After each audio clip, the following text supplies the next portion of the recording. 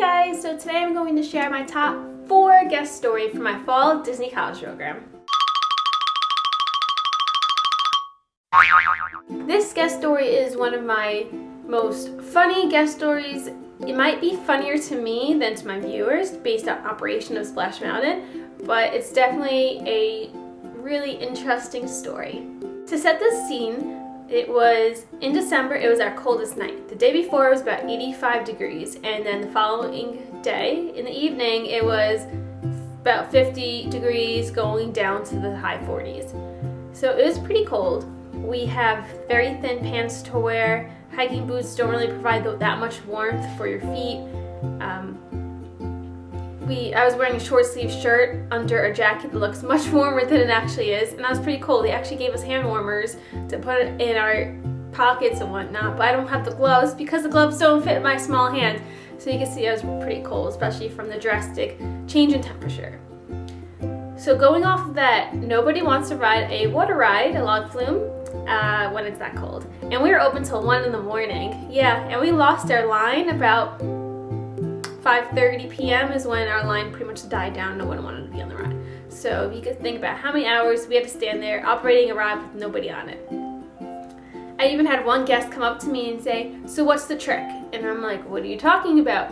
This is the only ride in the park that has a 5-minute wait. Everything else is 30-40 minutes. Let me just set the scene again. It was right before Christmas week. So there's a lot of people in the park. And I said, "It's a water ride and you're going to get wet?" And he was like, "Oh, then why are you open?" I'm like, "Well, this is one of the most popular attractions. So that's why we're still open." So I said, "If you want to ride, go ahead." But usually this line is about an hour or so. But anyway, going back, I was at dispatch 2. So we had 2 dispatches open at all times, the third one during crazy peak hours. There's nobody on the ride. Usually if you're on Splash Mountain, your boat is very backed up when you're trying to exit the attraction. So you're in the last scene, you're just bumping boats the whole time. That is because we're supposed to send every log within 11 seconds, which is very unlikely with people getting on and off. People are slow and whatnot, especially when we have guests with wheelchairs. So when you're there in the evening, there's nobody on the ride. The logs are very much spread apart. They're evenly distributed. So you'll probably see a log all the way in front of you and all the way in the back of you, not like touching you, which is, I guess, really cool. I don't know. It doesn't take as long to ride. Anyway, we are at dispatch. I'm at dispatch 2. So the operation is dispatch 1 is pretty much sending it at this point because we don't have all the people to slow down at dispatch 1 for my log to stop at dispatch 2, if that makes sense. I know I'm going to try to get a video up about operation of Splash Mountain and the positions, but that won't be for a while. Anyway, when we are so slow, dispatch 1 just keeps sending them. If there's empty logs, send. The gates aren't opening, they're locked, they just keep sending. We have this thing called the whiplash, which is when a log is parked in dispatch 1 and one is about to come in dispatch 2 park, except dispatch 1 is sending their log, so dispatch 2 is about to break in dispatch 2. I mean, the log is about to stop in dispatch 2 and it gets pulled in dispatch 1. So people think they're going to stop and then they go, "Whoa!" And that's what we call the whiplash. So now you understand a little bit of that. So I'm just pretty much standing there. The logs are not stopping by me, whatnot. We're loading only dispatch 1 area. Now you understand. So I think we finally get some guests coming on the ride, and they're about a group of 5 fraternity guys, stereotypical people, if you understand. You know, there's 5 of them. They're like, oh, frat guys, whatever. So they get loaded into dispatch 2 because there's actually people waiting for the log in front of them. I know, there's people on the ride. So what happens is they get loaded. They take, the first 3 rows. Anyway, I open my gates and, the log actually parks in my dispatch area. I'm like, whoa, I gotta do something. So the gates open and they're too busy talking to Grouper. And so Erin is my unload. She's like, "Come on guys, hop on in, the log is here." And they're like, "Okay, we're gonna talk." And they're about to get on. I'm not bad at backing up the boats at this time. I close my gates right as they're about to get in the log. So they're about to get in, and then the gate just pushed them behind the yellow line again. And I send the log, and I was like, "Sorry guys, you'll get the next one, it's only a few more seconds." He's like, "What?" And then he made a joke about what I had to do to get on this ride, show some dollar bills or something.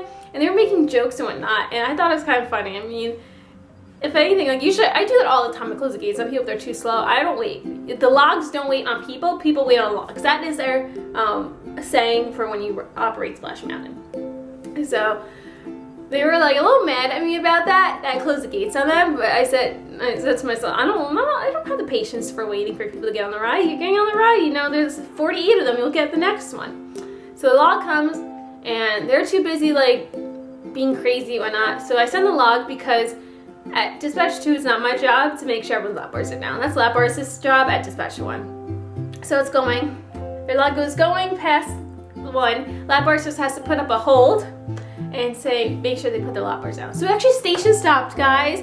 When there's nobody on the ride, we station stopped. I don't know what's going up on the tower. But anyway, so that's like the second thing that happens with this group. So they go around, and then we're just talking about them and like the little jokes they made. Then, it's about 10 minutes later when they come back, and Erin is like, do you guys want to ride again? And they're like, they were just baiting it. They're like, no, we'll get off. We want to see our picture. And I was like, but you could just see the picture afterwards. It gets saved in the system and whatnot. They're like, no, we'll get off. And so they get whiplashed into Dispatch 1. So they're like, whoa, and they stop Dispatch 1. Thing is, Dispatch 1 thought they said they wanted to go again, so she just sent it. And they're like, wait, what? We wanted to get off. And they're freaking out that they couldn't get off the ride. And we just started laughing. And at this point, I broke a safety rule. Sorry, guys. I looked behind me, and I was like, I took my eyes off the flume. I am sorry to all the people there. I'm sorry I broke a safety rule, but oh well. Anyway, I was like, what did you just do? She's like, I thought they said they wanted to go get, and then everyone's like, no, they said they wanted to get off. And they were like, oh my gosh, good thing there was no manager or coordinator around because we could have gotten in trouble. And we're like, oh, hopefully they stay in the ride and don't climb out. And I'm telling you guys, I did not want to be there when they got back. So I understand why it was miscommunication on her part. And we were just so used to just constantly sending the logs. So I guess there was a little delay and like, wait, I shouldn't send that log, but I guess she sent it, it was just habit. And I was like, okay, good thing, rotation's coming, I won't be here when they get back in 10 minutes. And then within the next few minutes, there was a party of 8 that came by. Well, that's wrong. There was a log of 8 people, and they were 4 rows of unrelated families. That's why it's funny. And they come along. We're at that point, there's nobody in the ride, just constantly sending logs. And then she does it again. She sends a log of 8 people again. And there was this dad on that ride, and he was yelling. He was not happy that he was going on this ride again. And I was like, oh my gosh. I can't believe you sent the log again. And I was like, I don't know what happened when they got back because I was rotated out. But I do know that I was so happy to be a greeter. I didn't want to deal with that. But when I was a greeter, when you exit Splash Mountain, you have to walk past the front of the ride to get out because that's a dead zone, guys. There is no exit to the park back there. Just want to let people know how many times I get asked that.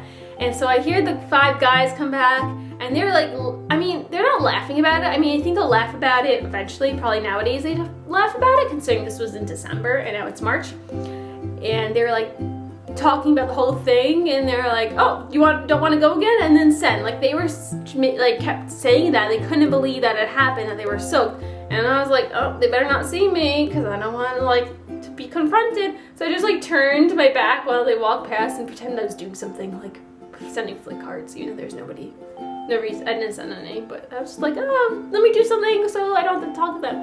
And I think that's one of my funniest stories. You guys probably do not think it's that funny because you don't really understand what I'm trying to describe about how the logs are being sent. It's more of a cast member thing. But I think it's so funny how we accidentally sent 2 logs. It's not we. How this cast member sent 2 logs within, 10 minutes of each other, without letting them get off. I think that's funny.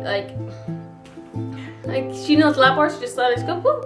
It's because the gates are locked, so when the gates, you can't do it during normal operation when the gates are constantly open. It's a giant machine, and the computer system is very smart to know that you can't send a log when the gates are open for safety stuff, so if you're thinking about that, it can't happen only at night. And when you have nobody there, you just constantly doing the same thing over and over again for 45 minutes until you rotate it. So I really enjoy that story. It's funny. I mean, I don't think I tell that funny, but to my cast members who watch this, maybe you'll think it's funny. I don't know. But that's number 4. I have 3 more stories I want to share. Number 3 is not that crazy, but I don't know. Number 2, and my top 2 I think are pretty insane. So yeah. Anyway, that was guest story number 4. I hope to have the next 3 up within the next few weeks or so. Sorry if I'm a little behind. But thanks for watching and see you real soon.